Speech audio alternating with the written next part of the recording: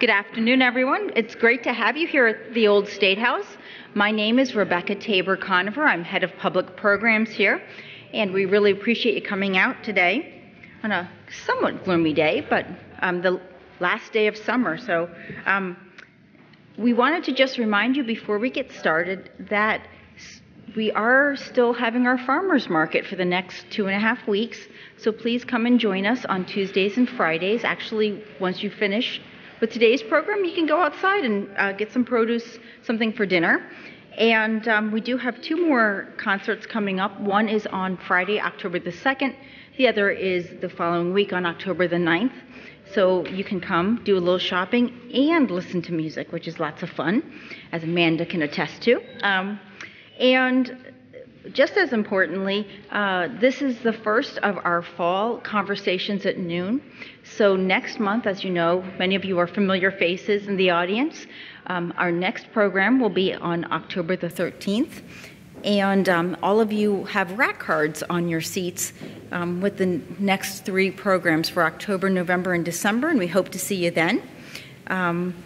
You will notice that there are cameras in the room. Our friends at the Connecticut Network are filming this program, and it will be rebroadcast on the Connecticut Network and available for download on the CTN website. And today I want to thank our friends over at Cedar Hill Cemetery, specifically the director of Cedar Hill, Beverly Lucas, who very kindly donated the free copies of the book on Jacob Biederman by Rudy Favretti, which is, if you haven't picked yours up, definitely grab one before you leave today, because it's a wonderful read. So thank you to Cedar Hill Cemetery Foundation. And I would like to also thank our funders of this program and this program series, Connecticut Humanities, who have so generously sponsored our public programs here at the Old State House. We are very happy to have you here as part of today's program. It is part of the Capital City celebration that's been going on. Perhaps some of you were here on Saturday for Envision Fest, Hartford. And today's program carries out that celebration of Hartford, and you'll hear a little bit about Parking Day, which was last Friday. But the theme of Envision Fest this past year was Inside Out. And so we're carrying on with that theme by discussing today rural spaces and urban places. And to get our program started, I am delighted to introduce Diane Smith, who will be our moderator today and is from the Connecticut Network. Diane. Thanks, Rebecca. Thank you, and I'm glad to have all of you here. And please, on your way out, for as long as they last, do help yourself to the books. They really are very beautiful books. So in keeping with the theme of urban places and rural spaces, I should tell you that as Connecticut developed from a rural economy to one that was centered in industry and in cities, some people recognized the importance of the connection to nature in the lives of Connecticut's citizens. And so they incorporated parks, gardens, and open spaces into urban areas. That movement is still underway here in the capital city as part of the iQuilt project. We'll talk a little bit more about that. But Bushnell Park, one of the most outstanding examples of an urban oasis, is just blocks away from here. Constructed in the middle of the 19th century, it was the first publicly financed park in the United States. Our speaker today says that Bushnell Park at the time was the parlor, the front parlor, if you will, for the rapidly growing city of Hartford. The park's location was rather unlikely because at the time it was the site of a polluted river, ramshackle houses, outhouses, pigsties, a leather tannery, soap factory, and a grist mill. But the planners who had a lot of foresight could see what would become a crowning jewel for the city, a place where people who were living in homes with no backyards could stroll, relax, and enjoy nature and the outdoors. And they did believe that it would help attract new residents and new businesses to the city. Some other notable spaces in our urban landscape were privately developed, like Pope Park, which was donated to the city by Colonel Albert Pope so that his employees and other city residents could enjoy some outdoor activities. And if you're not familiar with Albert Pope, the Pope Manufacturing Company made bicycles and eventually made automobiles right here in Hartford. So today we're gathered at the Old State House, which has its own green space for rest and reflection just outside that way. And as Envision Fest is wrapping up, as Rebecca mentioned, our program today today is tied in with the festival's theme of Inside Out.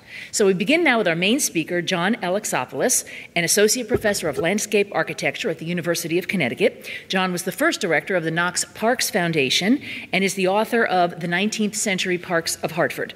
He helped create 16 community gardens and a 2-acre vegetable farm within the city limits. He was part of the team that developed improvement plans for Bushnell Park, some of which you can already see underway and which you may have thought of as just a mere traffic annoyance, but trust me, it's going to be all worth it when it's finished. So I'd like you to please welcome John.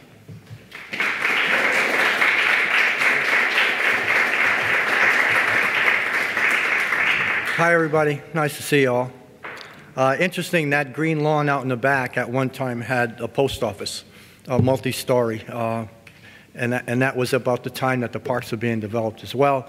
There was an office in the downstairs part of the old State House here. That was the superintendent of parks, George Parker. That was his office.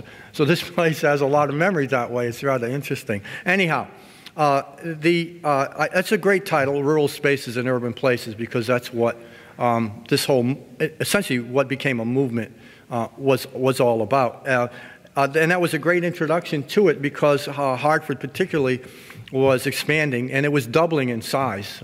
Very, very much the last 30 years of the century just kept doubling and doubling, so it expanded, and I'll show you in a minute. But anyway, I just want to put some things into perspective here with this particular slide, which just, of course, shows that Bushnell Park was the first park.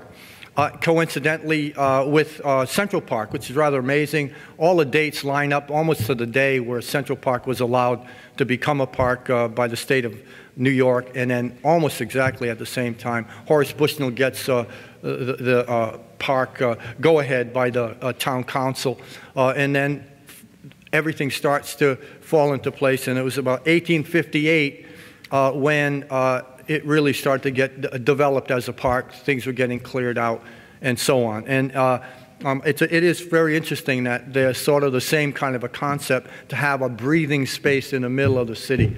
And even though you'd say, well, geez, 1853, when Bushnell first really proposed it, how crowded could it be, you know, in 1853? But it already had a lot of problems, urban problems. I think they're still like that today in Hartford, but still like that. And that was like one of the driving forces behind it. And I'll mention a couple more things about it. But what really happens is really very much in the footstep of what happened in Buffalo, New York, Louisville, and all these other cities, big ones, that had systems of parks. And I think that's what makes Hartford not unique, but important, because it's not just Bushnell Park and a couple scattered ones here and there. It was done as a system of parks. And that's why it's called the reign of parks, because it all happened in the 1890s. It happened, but you see Reverend Francis Goodwin, I give him a howdy do, because he had the power. Just the Hartford big shots, essentially, were able to talk among one another, and he pushed the idea. He was able to persuade people like Henry Keeney and others to give up those lands, you know, and make them possible to be available as literally a green space in of an expanding city. So anyway, you see what happens in there. Those are the main parks, and I'm going to go through them a little bit. And I see the last one is Colt Park. That's like 1905 when it was given over.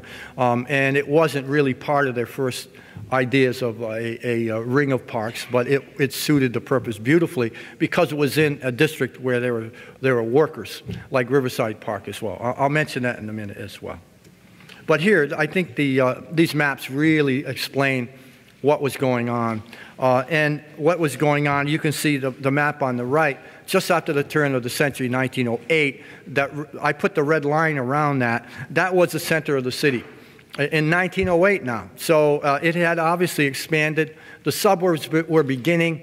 Suburbs, you know, are out there along Farmington Avenue into West Hartford, and so on and so forth. Windsor's developing. But if you look at the grid of streets, and you know them very well in Hartford, they're really confined in a lot of ways. And what is remarkable is to see where the parks are.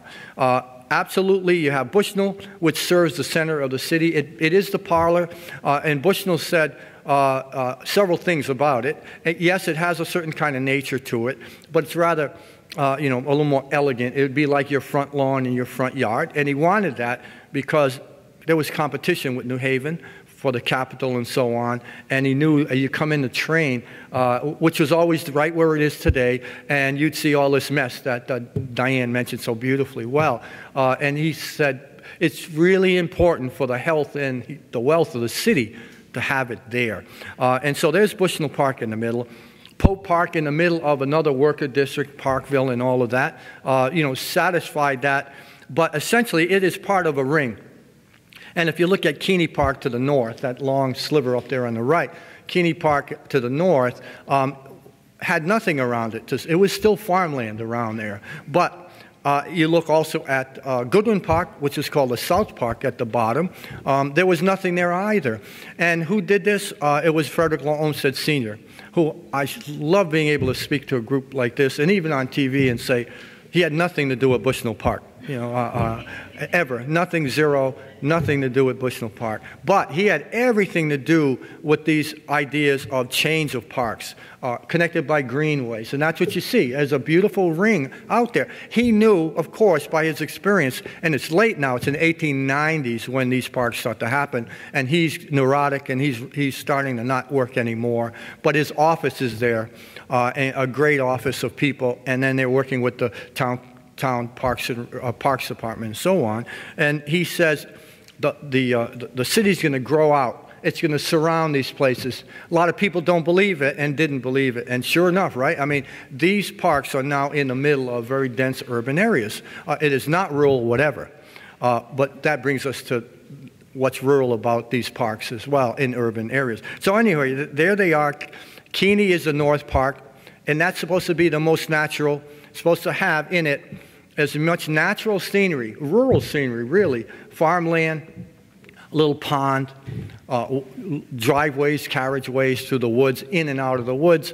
All of that is to be in that, in quotes now, natural style.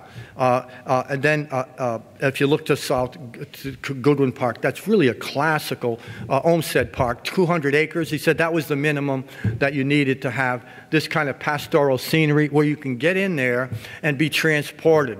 And they both felt this way. Bushnell thought and said, if you go to nature, you find God that way. He wasn't a hellfire and brimstone preacher at all. He was very different than that, and he had that in him.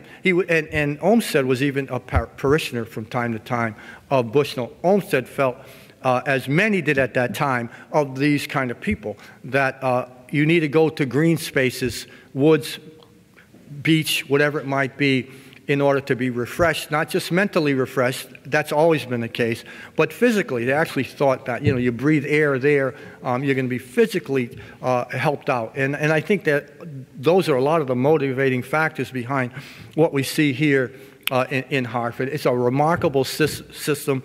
It's well worth visiting every single park. Each one is supposed to be different landscapes, different neighborhood, but they're all neighborhood parks, as you know now. South Park, which is now Goodwin Park, surrounded by neighborhoods, and most of it's in Wethersfield. So it's really a regional system, and that's why I think it's really great.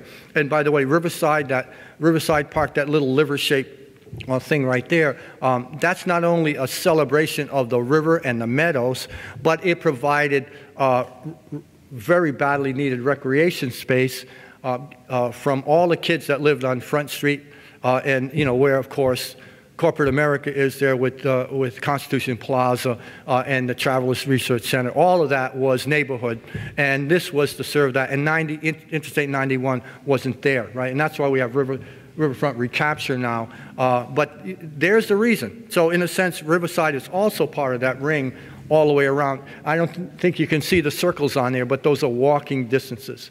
And that means democracy. Everybody can get to one of these spaces. They're not gated, none of that. And they represent rural scenery, if you want to look at it that way. Natural scenery.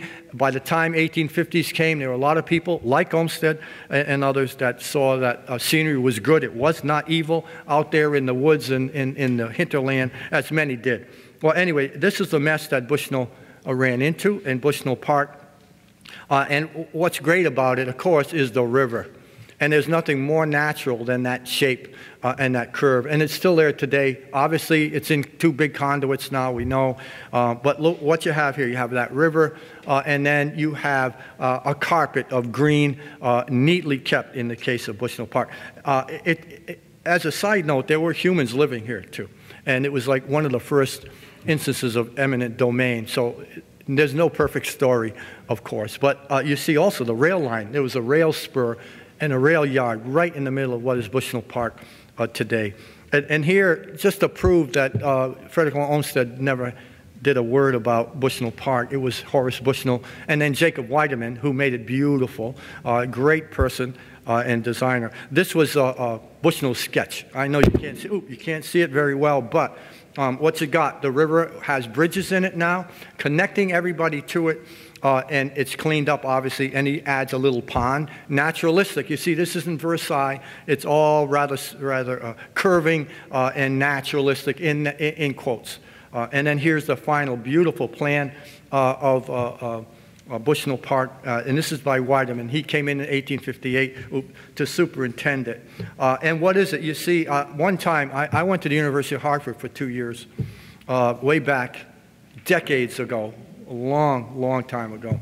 And I had to commute by foot or hitchhike from Bloomfield campus to Coltsville because in the Colts Firearm Factory was math and physics, which is what I took there. On the way, however, I ran into Bushnell Park. Never saw it before.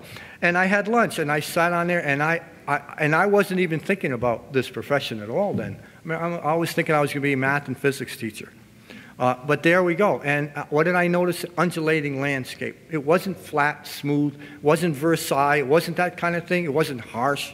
All the trees rather in a naturalistic fashion. But you could see the terrain was even undulating that way. That was not by accident. It was exactly on purpose. And no straight lines except for Elm Street, which was a promenade that Bushnell wanted. So you're going to have these notions of, you see, groves of trees. Trees are good in this case. Mixture of evergreen, non-evergreen. All of that is important. And even though Bushnell Park is the most refined, relatively speaking, of all the parks. Elizabeth Park would be that way as well because it was in the state grounds. But even in Elizabeth Park, there are those kinds of naturalistic landscapes that you wouldn't find if you lived in the city. And that was another thing about this, right? Kids here, growing up in Hartford, and their parents and all that, never got out. I mean, they didn't have the money to go and travel like these designers did or anybody else. So this was accessibility to something that was lost, long lost. I mean, it's like Paradise Lost. The Green Edens was gone. And all of this is over the top of where do you put a park? What's in the park? Is it accessible to a neighborhood? And it's always going to be that way. And those are pieces of Bushnell Park. And look at that. I mean, that was Bushnell Park. Of course, with the Park River, I mean, even though this was during kind of the really height of the Victorian period, rhododendrons and all kinds of different things, which would not have necessarily have been there during Olmsted's era, but essentially when Bushnell did it. But you see here, I mean, that is really, really lush. And even though if you didn't see Center Church, you can just about make it out. If you didn't see Center Church there, you would not know that was in the middle of a big city, and that's the city of Hartford. It's lost some of that, but that's okay. It's a different kind of a thing. And look at here. I mean, this is the English landscape transposed to America. This is the romantic capital R, romantic landscape of England. It's brought here. What is it? Big open meadows filled with cows, sheep, deer, whatever, out there. That's rural. It's not wild, right? So it's rural in that sort of sense. The husbandry of man is there, but it's within this naturalistic, in quotes, fabric. And so what is it? It's undulating meadows. It's the pond. You see the pond up there? I hope you can see it. That's the pond at Goodwin Park. It's noble trees standing out alone. So kids and adults can visit these parks and appreciate what a tree is and what nature is like in that sense. And it's all surrounded by a perimeter woods. And that's what you see here in that slide. Out in the background, that's Wethersfield. and I always forget the streets now, but there's the street on the other side of that. It was always a border woods when they could do it, so you can't see in, which is okay, and when you're in, you can't see out. You're supposed to be transported, refreshed, made healthy again. Get away from work. I mean, that's what it's about. Passive recreation, picnic with your family, lay on the grass, whatever. Even though you couldn't do very much of that because they immediately made a golf course in the middle, and it was only people could appreciate was the golfers. That's another story. But anyway, you see, I mean, this is so typical of that larger landscape that Olmsted gives to his firm, and the firm gives this to Hartford. And 200 acres, so that was the minimum Olmsted said for the kind of imagery when you visit this park that you feel like is boundless and spacious, and that's the way it's supposed to be. And you could still go there today.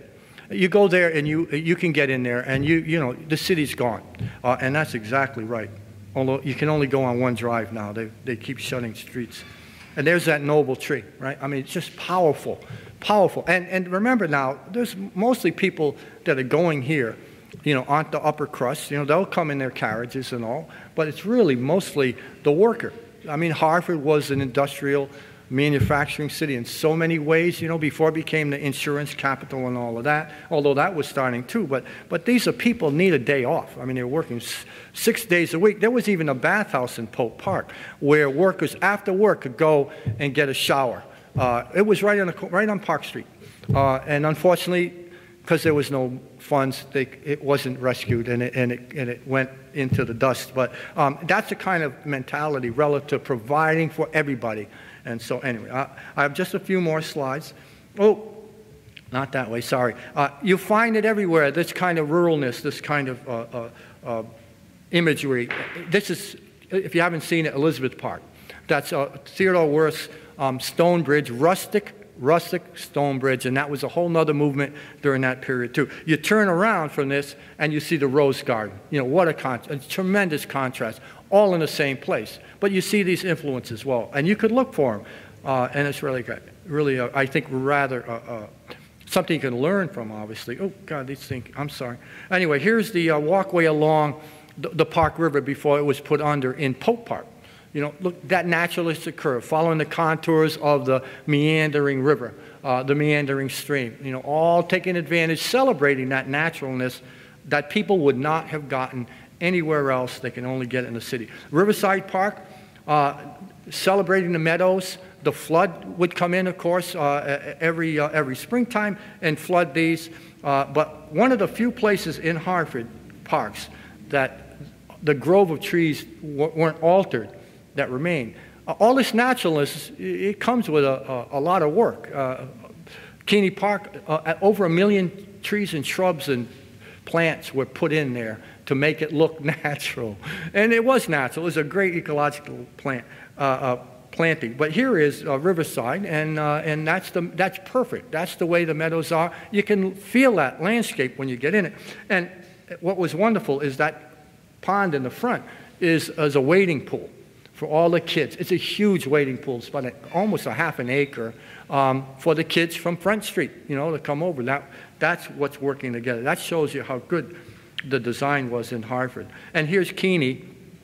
Got to be my favorite park because right here, and I have to give heads up to Victor J. Jarm, who only recently died. He was like 90. He was, I think, I hope I don't make anybody upset, but he was the last real parks director in Hartford when there was a parks department.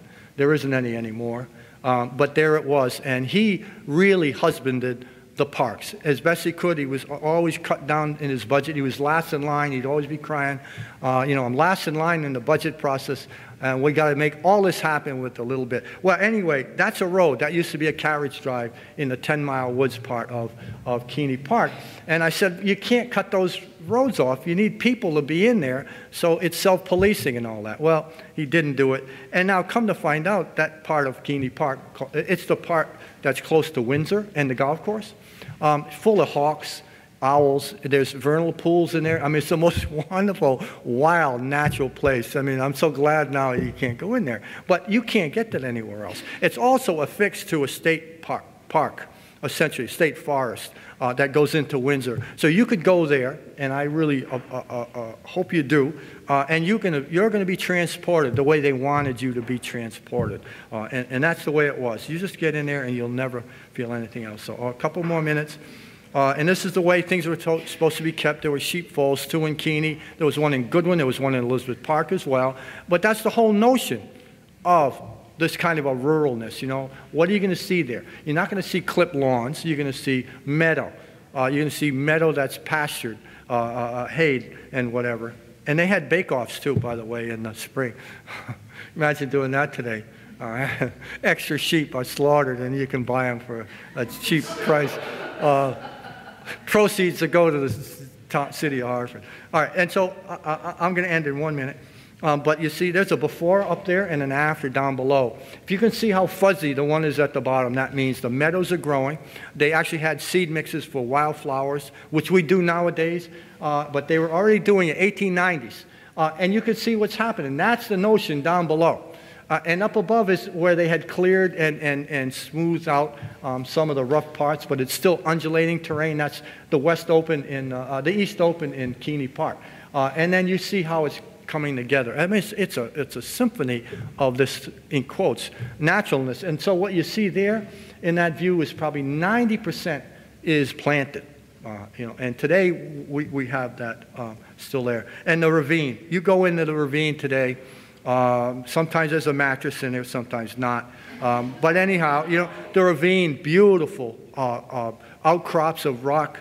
And it's still there. The only thing, the hemlocks have died. And look, there's that rusticity. That's Keeney. So you can find it everywhere, and especially at Keeney. And finally here, this is an Olmstedian slide. This is what it's all about. Great meadows, one leading to another, mystery. That's landscape mystery.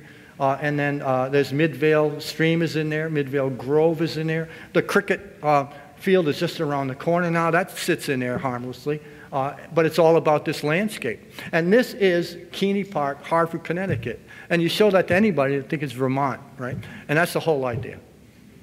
I'm done. Thank you. All right.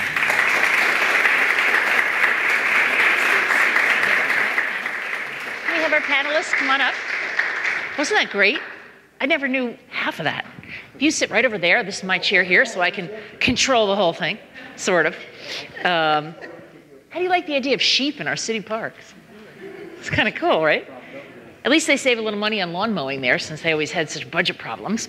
Okay, I want to introduce you to our panelists, and I also do want to just emphasize, if anyone has a comment or a question, please raise your hand, and Bill is going to come to you with a microphone. We always use the microphone because we are recording this for a television program. So just raise your hand at any point and get my attention. I'll call on you. So joining our conversation now is Joanna Gangi-Wellman. Joanna is immediately to my left. She is the Chief of Interpretation at the Springfield Armory National Historic Site. Ms. Gangi-Wellman is also working with Hartford Partners on the development of the Coltsville National Historical Park. So we'll get an update on that. And then Amanda Roy is joining us. Amanda is from the Greater Hartford Arts Council, where she oversees community programs such as Neighborhood Studios, a summer teen apprenticeship program in the arts, and what we were mentioning before, Parking Day in Hartford, a program that calls attention to the lack of open space in urban environments by supporting the creation of these pop-up mini parks actually in metered parking spaces. So let's start talking about that, because that to me just sounds kind of wild. And I have to tell you, Amanda, that as I'm reading about Parking Day, I'm thinking about the old Joni Mitchell song, Big Yellow Taxi, with the lyric. Does anybody know it? They paved paradise and they put up a parking lot. And I'm thinking, okay, this is exactly what you're trying to get at here. Yeah, so Parking Day is actually an international movement. Mm-hmm. So it started in 2005 in San Francisco by an organization called Rebar. And so what they did is they wanted to call attention to this need for more open space in urban areas. So they put grass in a metered parking space, a park bench, and a potted tree. In the age of social media, the image of that goes viral, and so we have Parking Day. So all around the world, on the third Friday of September, miniature parks pop up in metered parking spaces. So this was the third year that we did it here in Hartford, and it happened this past Friday.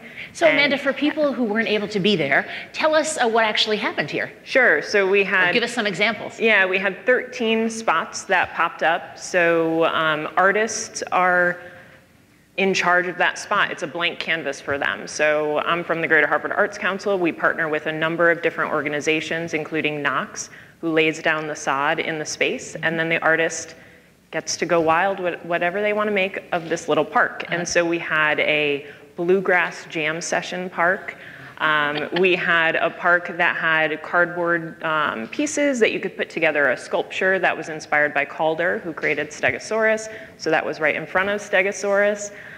We had some that were just seating areas where you can sit down, have some lunch, have a coffee, and just enjoy the city in the middle of a parking spot.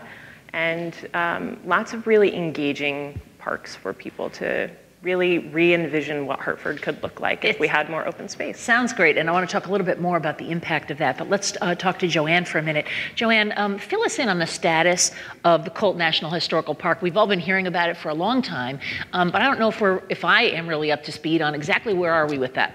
We'll get you all up to speed. Okay. Yeah, as far as this moment, it's Okay. changing every moment, but Right. I have to warn you. Before my boss went away, I said, now I want the latest update.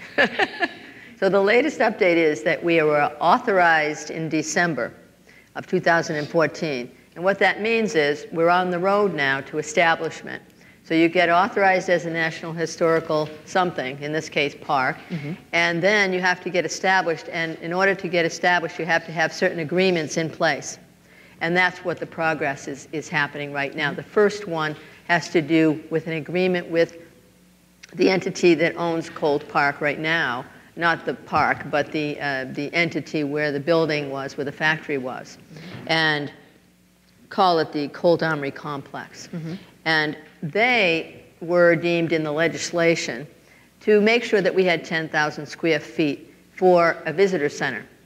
And we decided with our partner, this entity of Colt Establishment Complex, that we would have in front of the factory, there are two brownstones. I don't know if you've ever noticed them, but the ironworks were in there and the foundry, and in fact, they are the oldest buildings on the site and go back to 1855. And so we would like to have our footage, so to speak, in those buildings. And that was agreed upon informally. And now the formal, we are waiting. We have our final plan that has gone forward, and we will see how long that takes, but hopefully not too long. So for Joanne, for people who might be watching this program from around the state and may not know Hartford as well as some of us do, tell us what buildings are currently included in the area that's going to become the National Park. The big building with the onion dome, is that part of it? That is the East Armory building, and in fact, that's the key one that everybody identifies with. And then, in addition to that, there's a footprint, and I have a map in here that I left with folks that show you the various entities. Colt Park is one. Armsmere, it was the Colt estate, the family's home, if you want to call it that. I call it the mansion, actually. They had a lot of footage, and when Elizabeth Colt died, she gave it to the city, and that's one of the second agreements is we have to have is with the city for the use of the designated use of Colt Park, to preserve it and also use it in the ways that the National Park Service deems to be acceptable, and those kinds of things have to do with preservation and ecological use, et cetera. And then there's the church, the Good Shepherd, Church of the Good Shepherd, and the parish house next door, those two entities, and the James Colt home, and the worker houses, of which there are still some available, called the Potsdam houses, which were specifically made for the German workers, who were very adept engineers, as well as they were part of what was called the Willowware factory endeavor that Samuel Colt also was involved with, making willow furniture, which some probably don't recognize and associate with Sam Colt, the revolver guy. And there's, let's see, the others, 1, 2, 3, and I hope I haven't forgotten any. Do you think of any others, as you guys know?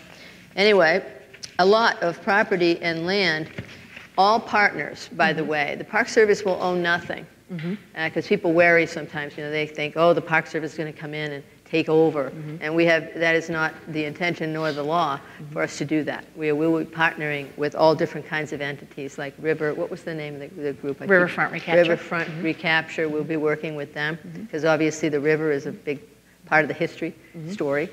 And we'll be working with a lot of nature groups because the story of Colt is not just about the manufacturing, it's also about the land and nature. And I want to get into that a little bit, and Joanne will talk a little bit more about the future for the park. But John, when you talked so eloquently about Bushnell Park and the public park system, and then some of these other parks that ring the city, what about Colt Park and the places that Elizabeth and Samuel Colt decided needed to be available, I suppose, first and foremost to their employees? Well, I don't know if first and foremost it was their employees. I think in Sam Colt provided that, in a sense, recreational space for keeping his workers happy.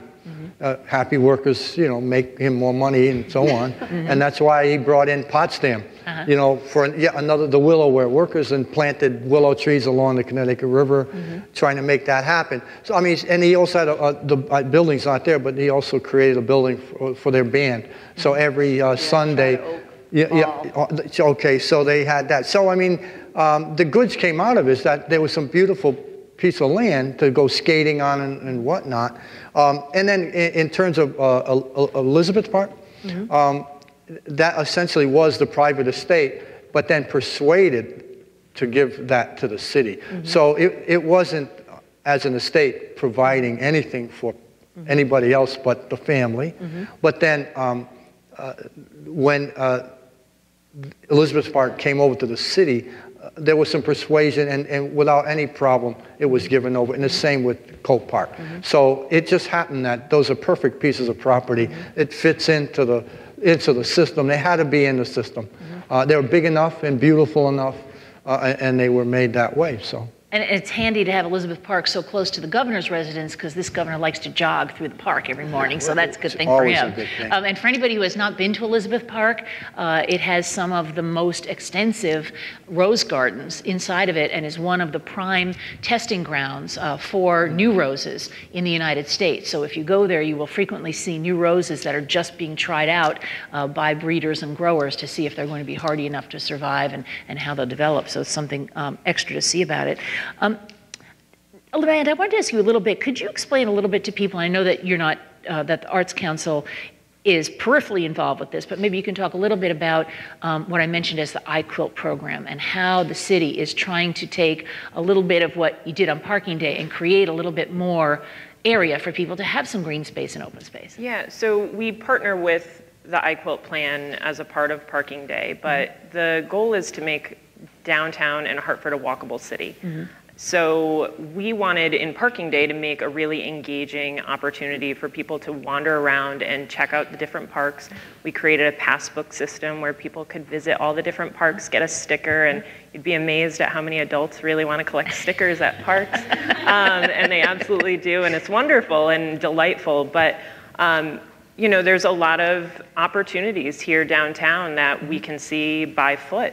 And so we created these miniature pop-up public art installations that can spark conversation, debate, should we be in a parking space? Why are we doing this? It's all a part of this great conversation that we can have. And well, you should be in a parking space as long as I'm not circling the block looking for parking is probably what most people are thinking, or some of them anyway, who drive into the city. And I think the idea of making it more walkable is eventually going to really be what puts Hartford back on the map again as an innovative place. John, I wanted to talk a little bit about, you mentioned Jacob Weideman, and I do want to mention for folks that we do have books that you're welcome to take, thanks to the Cedar Hill Cemetery Foundation. One of the things that the city decided was that the city needed a certain type of a cemetery, that the old style colonial burial grounds were not in fashion anymore, and I suppose there was space running out for those, and so they go to Jacob Weideman eventually, who designs Bushnell Park, and ask him to design Cedar Hill Cemetery. Let's talk a little bit about that. Well, he actually wrote a book, Modern Cemeteries, essentially, and so he brings that kind of an ideal of that kind of design to everything he did. And so it wouldn't be surprising that he would treat Cedar Hill project the same way. So you don't see land cleared, flattened, you know, just one row after another of headstones. And so you're immediately aware of it because you don't even get to the burial part until you go by the big lake. And so it's a wonderful grand entryway right across, not surprising, right across from Goodwin Park, a formal entry there too. I mean, so it's a big landscape experience that he could handle. And I think the main thing, though, that he brings there is an abundance of trees of different species. And that makes it so interesting. So if you want to learn trees, I mean, Cedar Hill is as good a place in the Hartford area. And in fact, I think, where's Bev? There you are. Can we get Bev the microphone for a minute? Bev Lucas is here from the Cedar Hill Cemetery Foundation. I don't know if you're doing it currently, but I know at one time I took a tour of the trees. There was a person who was giving tours of the trees of Cedar Hill. Is that available anymore, or can you just do a self-tour? We do have self-guided brochures that are available on the trees all the time. But in June, we do our tree walk with now John Kehoe, who was the city forester for Hartford. And he leads a tour usually in June, and it's part of the Connecticut State and Forests Walk Day. One other thing before I give up the mic for you. I don't think that people maybe understand that at the time that Cedar Hill was developed, it was not just a place where you went to bury your loved ones and to grieve at their gravesite. It really was treated like a park, like a space for people to gather. People would picnic, women would push baby strollers. I mean, there really was a whole kind of a social scene there, right? Yes, very much so, and we actually still try to encourage that today. We don't do picnicking as much, but we do encourage people to come and walk. We have a lot of people who jog in the cemetery, bike, as well as visit their loved ones, of course. Yes, John. One thing about it, too, I think one of the most important things, I mean, obviously it's all that beauty with the trees in it, is that there are no fences around plots at all. So essentially, if you go back there and look at it, and if you take the gravestones out and you look at the landscape, he designed a landscape that you then put the stones back in, or the headstones, which there were not supposed to be any. Right? I thought that was the original concept, was you wouldn't see any, but with Morgan there and all that, I mean, who's going to keep him? Well, tell everybody who's buried there. Well, lots of people. Lots of famous, wealthy people, including Colt Morgan and J.P. Morgan. Yeah, J.P. Morgan, the incredibly wealthy financier. Katharine Hepburn, I think, right? And well, she knows more. In fact, Katharine Hepburn probably has one of the most naturalistic grave sites. Really, you can almost miss it. It's sort of a tree with a boulder underneath it with the family's name inscribed on it. But it's interesting because the other thing that they offered there, besides this naturalistic landscape, is there's a lot of beautiful architecture and sculpture, and you know, some people may not think, well, I'm going to go look at sculpture in a cemetery, but some of the mausoleums and other things are exquisite. They're really fantastical. And that was the rural park movement, the rural cemetery movement, which was proof that you could create these open spaces in cities because there was happening in cemeteries, as you said. So that was another thing that bolstered the really rapid development of park systems in the 1860s and then later. And I'll even mention that it became the place to be buried. And so some people had their loved ones exhumed and moved to Colt Park, moved to Cedar Hill because it was the place. If anybody has a question, please do raise your hand. Let's bring a microphone over here. Sure. It's been a long time since Horace Bushnell designed the park, and the reign of parks took place in the 1890s. A lot has changed. Factories left the city. People moved to the suburbs. Especially Amanda's point about the introduction of the automobile. I mean, how did the use of the parks respond to those changes in the city? Good question. In the subsequent 100 years after or whatever, not well. Not well. I think, though, the one big difference that happened was active recreation. So when these were really being developed, there weren't a swimming pool in the middle of Pokepark, you know, the big construction there. Badly needed, you know, but that wouldn't have been there, right? And so if you go park to park to park, then you see things that were added. A lot of it had to do with active recreation, especially swimming pools.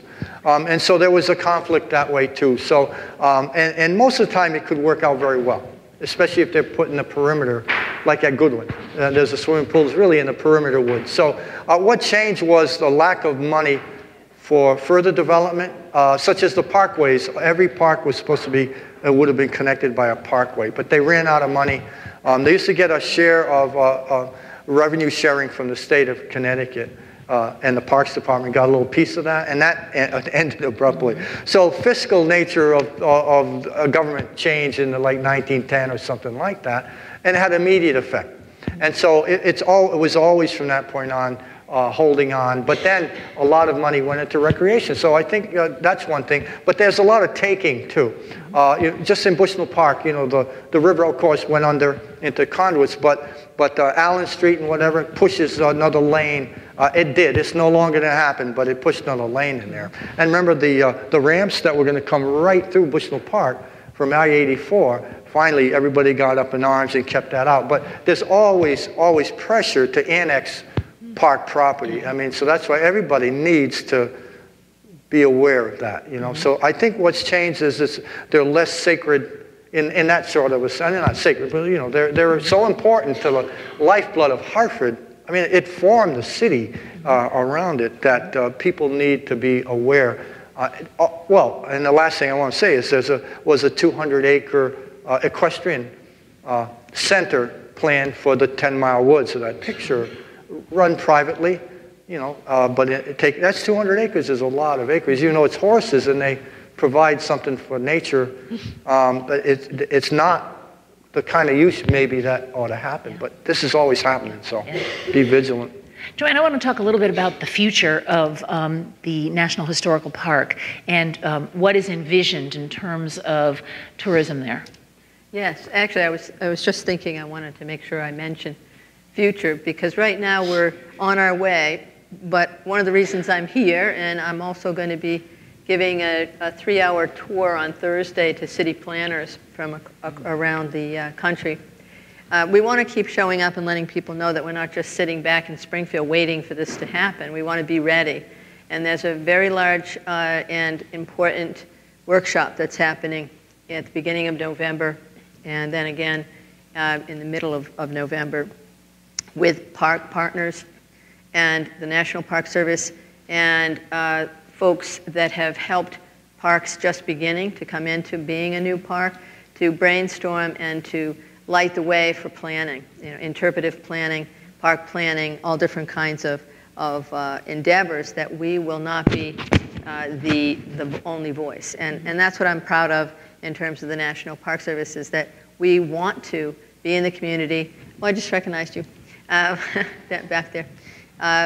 We were involved with Hartford Blooms this year, and we will continue to come out and use spaces. We went on a tour of Mark Twain recently, and we're talking to them about collaborations that we could bring the Colt story in its industrial as well as its natural story. And to me, coming today, that message I want to get out is that the Colt story is also about the importance of nature to the body, to the spirit, to the community, to the workforce, and to those who own it, as you pointed out.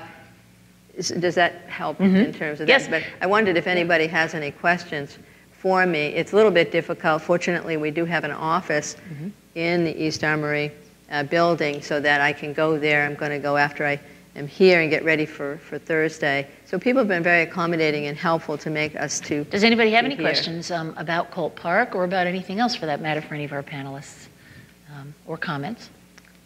Bill, how about right over there, and then we'll go over here next. Just a question to the Park Service about, is there a public participation that you want to encourage from anyone in the community? And when, how they can get in touch with you or anything like that? Absolutely. This will be an ongoing process, and that's why I was trying to get out what we're doing right now is these 3 agreements. But if you have, for example, an opinion about the agreement that the city is working on and how we should engage ourselves with the city or not engage ourselves with the city, this is a good time to do it, because literally it's all happening right now. And my information, I'm sure I can get out to you. We are all working, people from Cultural Resources at Springfield Armory, the superintendent, myself with Visitor Services, so we can find the place for a voice for your voice. And that training, that planning that's coming up in November is incorporating the community. We have 25 people, and many of them are from Joanna, Hartford. if people are watching the program and they're thinking, as you mentioned, I'd like to get involved with that, how can they reach out to you? By email or by telephone? At what address? Do you want me to give you Sure. that? Okay. It's Joanne, Joanne, and then M like Mary attached, and then underscore, GANGI, at NPS for nationalparkservice.gov for government. Okay. And or they can phone you at the Springfield Armory National Historic Site. Okay. And that's 413-734-8551. Great. And just ask for me. Okay. We're a small staff. All right, Joanne, thank you. That's wonderful. I think this gentleman right here had a question. Let's give him the microphone. Yeah, so you were saying that it was authorized in 2013, I believe. So how long authorized in December of 2014. So now, how long does that process take from the beginning of getting it authorized to then? It's very difficult to answer that question because a lot of it is the parties involved with the negotiation and with the creation of an agreement. I mean, for example, the church, which is our third agreement, I mentioned the first two, the Church of Good Shepherd and the parish home. Jack Hale has sort of been our person that we're working with. I know he's been on the program. And that's going very quickly, you know, because sort of we have immediately mutual goals and objectives, and that will be an easement, preservation easement arrangement. But the diocese is above him, and now we have to have the approval through them, which is a much bigger entity. We're hoping, I mean, the Pope was in town this week. I would just go right to the top. You know, why waste time fooling around, right? Our hope was that we're looking at a year, and if not, a little bit longer than that.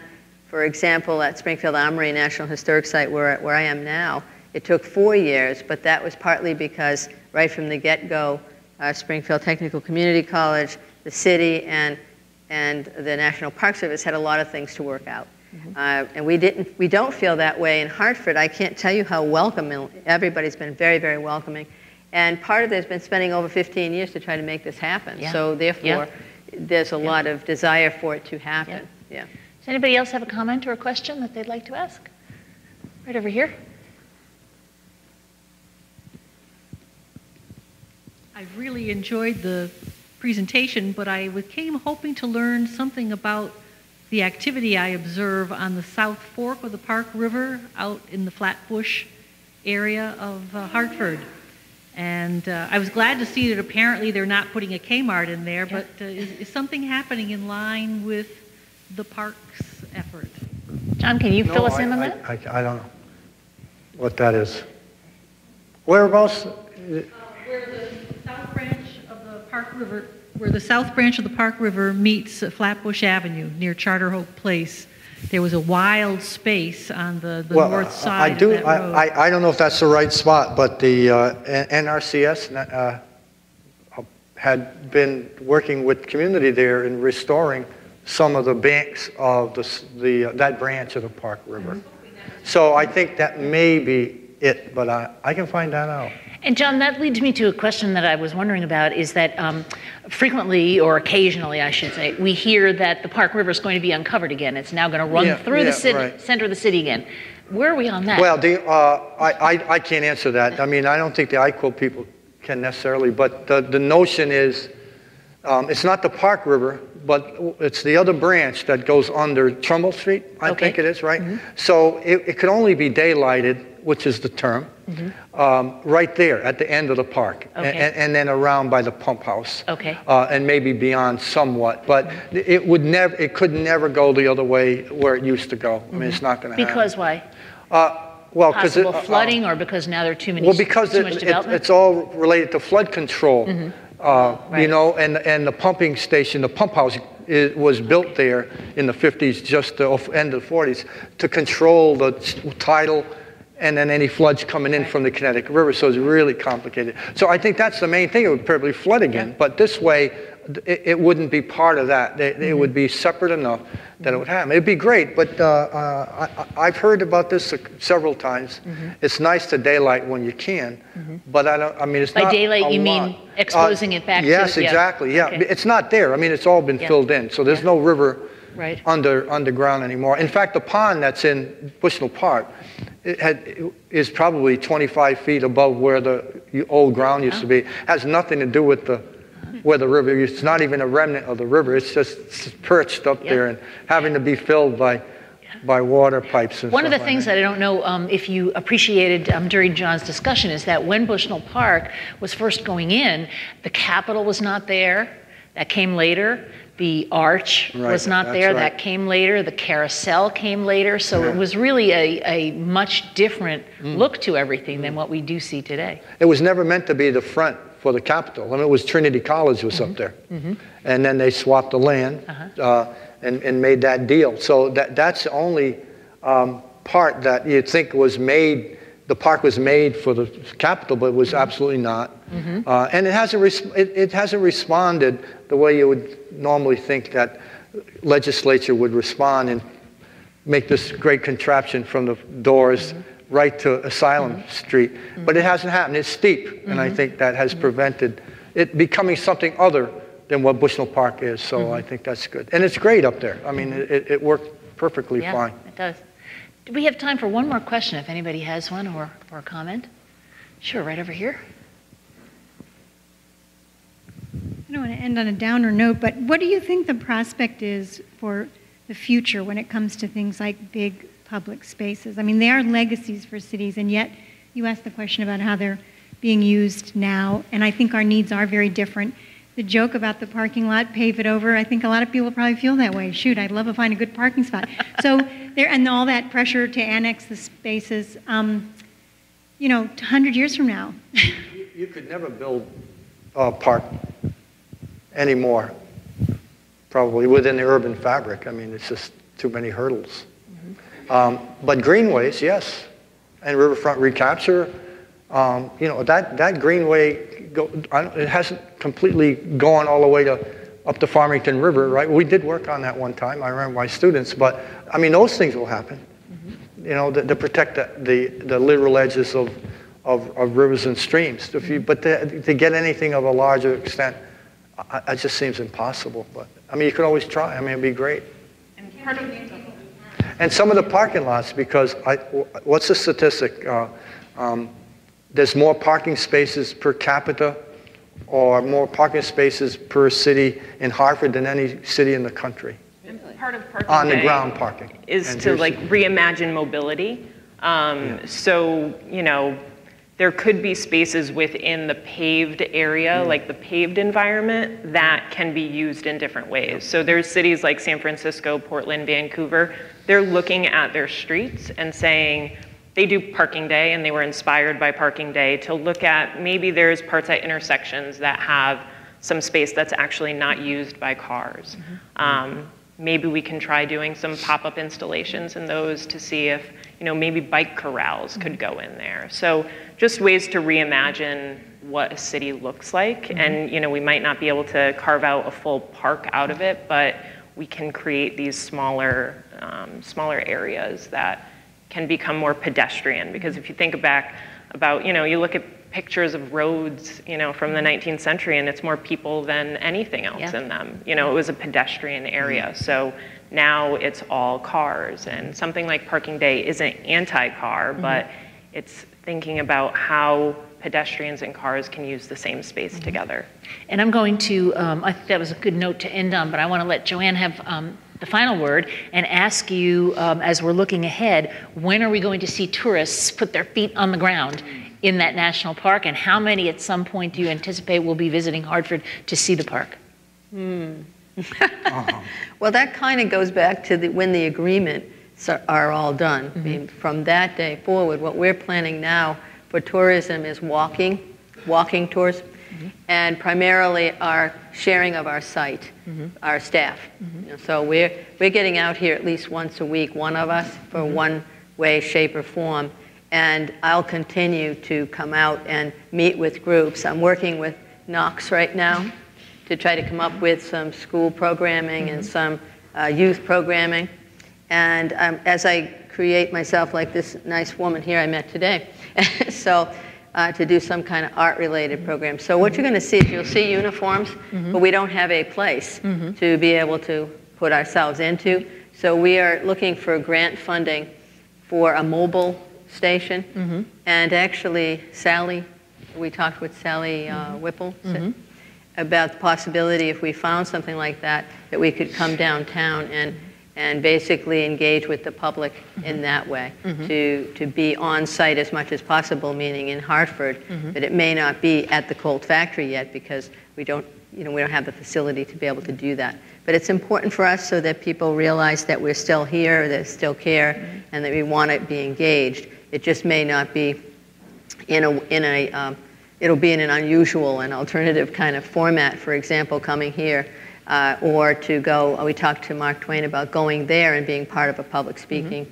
presentation, or an organized fashion, but we'll be more mobile until we can get there. I think what she's basically saying is we don't know exactly when tourists are going to be on site over there, so I'm going to let you off the hook on that. But we're going to go to the tourists, I guess is the better way to put it. That sounds good, okay. Instead of people used to coming here, we're going to actually advertise and get the word out that we'll be at such and such a place at such and such a time. Sounds good. Yeah.